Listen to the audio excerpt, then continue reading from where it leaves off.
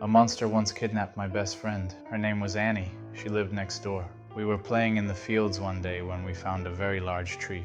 The apples hung higher than I could reach, but Annie always got one for us. She always dared the leaps I wouldn't. When we got tired of climbing, we sat at the table below, ate the apples, watched the sun set. We kept returning there, but then one day, Annie didn't show up. I sat there waiting as the sun set, and just as it did, I noticed something at the base of the tree.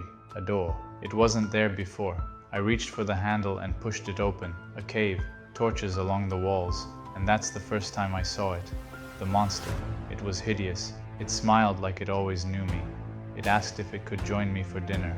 I pulled the door closed and went home, but Annie wasn't there. So I came back the next day. The door was gone. I told myself I imagined the whole thing, and I waited for Annie, but once more she didn't show up. And just as the sun set, there it was again. The door. I reached for the handle. The monster was bigger now, even more hideous. It smiled like it was happy to see me. I could barely stand to look at it. I asked it if it took Annie. It didn't answer. It just smiled. So I didn't waste any time. I grabbed a torch and threw it. It shrieked as its tail caught fire and ran into the darkness. The next day, Annie still wasn't there. So I went in after her. No smile to greet me this time. No torchlight either. But she was still missing, so I stepped into the dark. I thought to turn back many times, but I couldn't leave my friend behind. At last, a bridge, but something was blocking my path. It couldn't be, but it was. The monster, bigger now. Its body stretched across the whole bridge. Its skin was scorched. It could barely open its mouth, but it did, and it smiled, like it missed me. But I was done playing. I demanded it return Annie to me.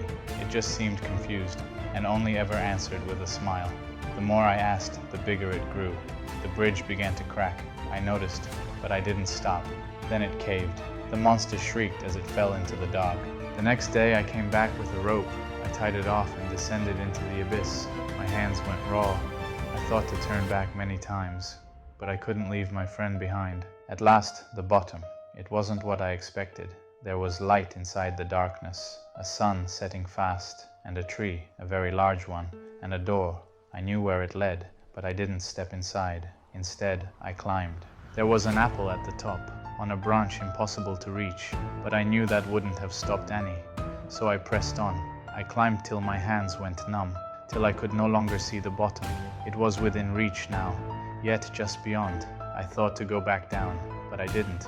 So I leaped, and I grabbed it. I climbed back down. I was still holding it in my hand as I opened the door. You know what was inside. It asked if it could join me for dinner.